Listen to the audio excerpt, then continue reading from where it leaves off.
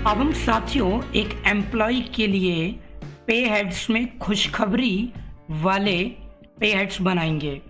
खुशखबरी वाले पे हेड्स ऐसे होते हैं जिसमें उनको एक्स्ट्रा अर्निंग होती है, जैसे कि बोनस, रिम्बर्समेंट, ग्रेच्युटी, सो इनसे होने वाले इनकम्स को।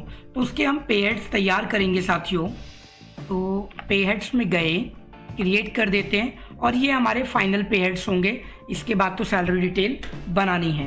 मैंने यहाँ पर साथियों बोनस बनाया। अच्छा, बोनस में टैली ने आपको यहाँ पर ऑलरेडी एक पे हेड टाइप दे रखा है बोनस, नहीं तो आप अर्निंग्स फॉर एम्प्लॉइज बना सकते हैं अगर आपके टैली वर्जन में नहीं आ रहा है तो। ठीक है, कंपनीज के लिए ये इनडायरेक्ट एक्सपेंस है, पे तो करना नहीं चाहते लेकिन करना पड़ता है, तो सैलरी को अफेक्ट करता है। येस ऑफ कोर्स, नाम मैं बोनस ही रखना चाहता हूँ। ठीक है, और अब इसका ग्रेच्युटी पर इसका कोई फर्क नहीं पड़ेगा, नो कर देते हैं। ठीक है, then income tax detail yes करना पड़ेगा, येस करेंगे और इसको बोनस ले लेंगे। सो बोनस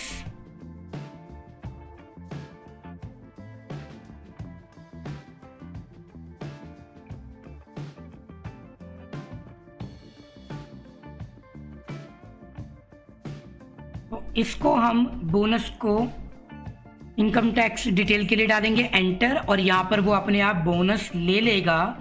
बस मुझे जो है एक्चुअल वैल्यू चेक करना है। हाँ, एक्चुअल वैल्यू होगी क्योंकि ये कोई डिफाइन तो है नहीं, मुझे एक्चुअल वैल्यू अपनी साइड से देना है।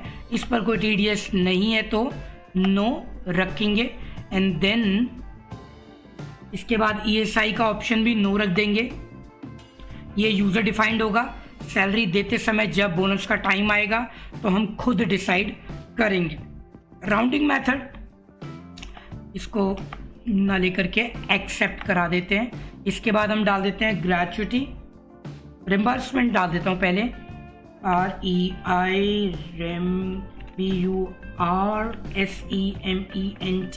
REIMBURSEMENTS, रिम्बर्समेंट्स। ये आपको अलग अलग अलाउंस दिए जा रहे हैं, अलग अलग अलाउंस है। तो ये हमारा यहाँ पर हेड बना होगा इसका, तो हेड ले लेते हैं।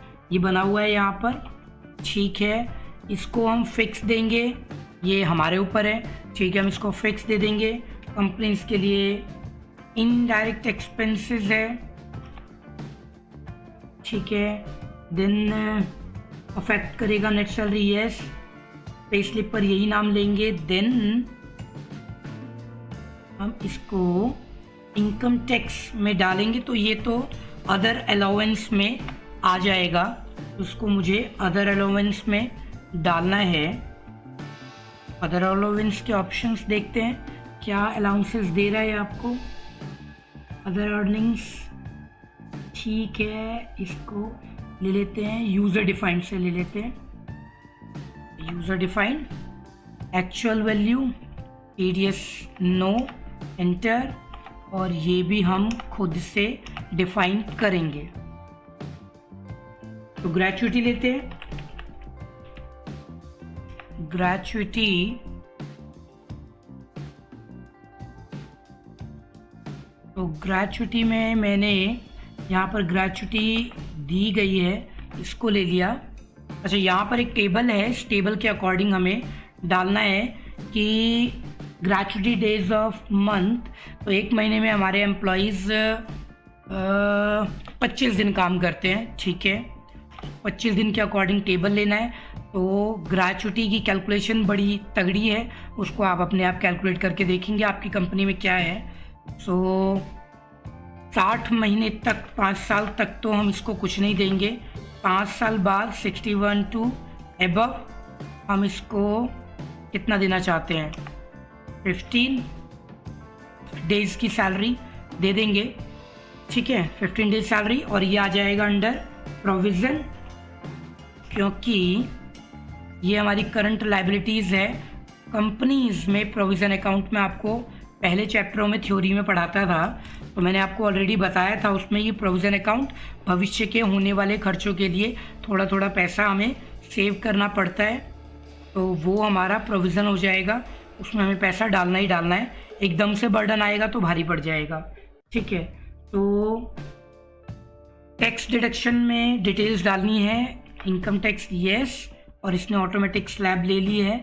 ये कहता है जी मैंने ग्रेचुइटी में ले लिया है एक्चुअल वैल्यू, जो कि उस टाइम डेज की सैलरी आ जाएगी। तो ये हमारे सारे पे हेड्स तैयार हो गए। अब साथियों, आपने कोई भी पे हेड अपनी तरफ से और तैयार करना है तो इसी फॉर्मेट में आप तैयार कर लेंगे साथियों। ठीक है, तो इस चैप्टर के असाइनमेंट भी आप जरूर कर लेना। अब आगे बढ़ते हैं।